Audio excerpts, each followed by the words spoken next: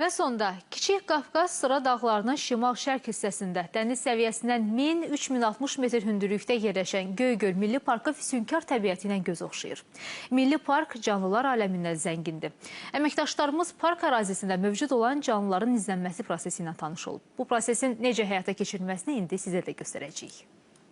Üz tutmuşuq yenə də Göygöl Milli Parkına. Bu dəfə məqsədimiz fərqlidir. Milli park ərazisindəki gölləri seyr etməklə yanaşı, burada yaşayan canlılarla da tanış olacağıq. Təbii ki, bu işdə bizə Milli Parkın əməkdaşları bələdçilik edəcək.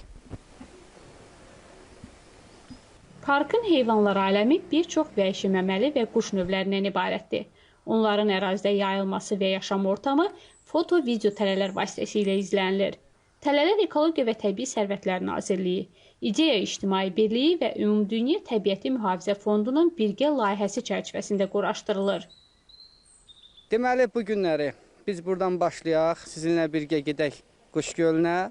Orada daha öncədən yerləşdirdiyimiz video tələlər var. Onların demək vəziyyətini yoxlayaq və yeni tələlərin quraşdırılması üçün də Göygölün mənbəyinə və yaxud da ki, Maral Gölün daşlıq hissələrinə doğru sizinlə birgə yol alacaq.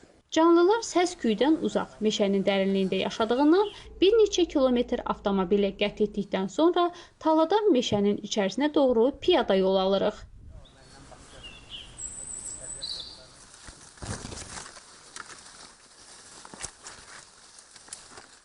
Onları biz deməli, yerlərini müəyyənləşdirmək üçün belə yerlərdən keçib video tələləri quraşdırırıq. Çatdıq Quş Gölünün ətrafına. Burada 2 ay öncə 2 ədəd video-foto kamera quraşdırılıb. Hər bir video tələnin öz nömrəsi var.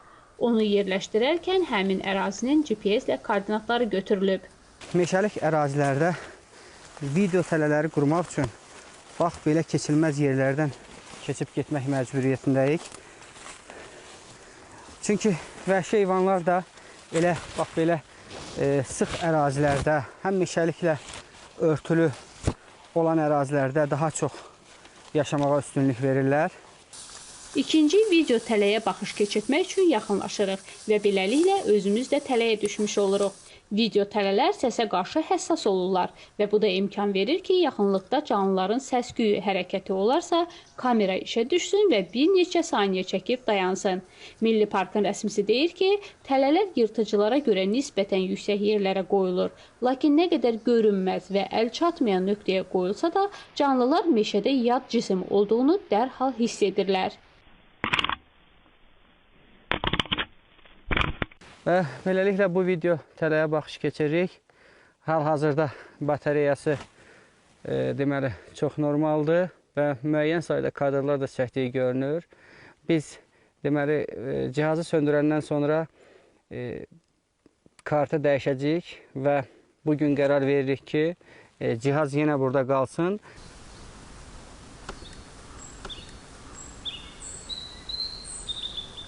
Quş Gölü ətrafındakı foto-video tələlərimizin sazlığını yoxladıqdan sonra növbəti marşrut üzrə yeni video-foto tələlərin quraşdırılmasına gedirik. Ötən il 22 ayı, son 50 ildə yalnız adını eşitdiyimiz vaşaq da tələlərdə görünüb. Bundan başqa saqqallı kərkəz, çöl donuzu və digər canlılar da müşahidə olunur. Digər tələmizi də Göygölün mənbəyinə gedən yolda qururuq. Görüntülərə baxış keçiririk və məlum olur ki, Quş Gölü ətrafında vəhşi qaban da yaşayır. Hətta kadrlarda onun tək olmadığı, bir neçə balasının da mövcud olduğu görünür. Belə bir müşahidə sisteminin qurulması, elmi araşdırmaların daha səmərəli aparılması ilə yanaşı, canlıların növ müxtəlifliklərinin sayının müəyyən olunmasına da kömək edir. Tahirə Teymur qızı, Ramin Mehdi, TV Xəbər, Göygöl.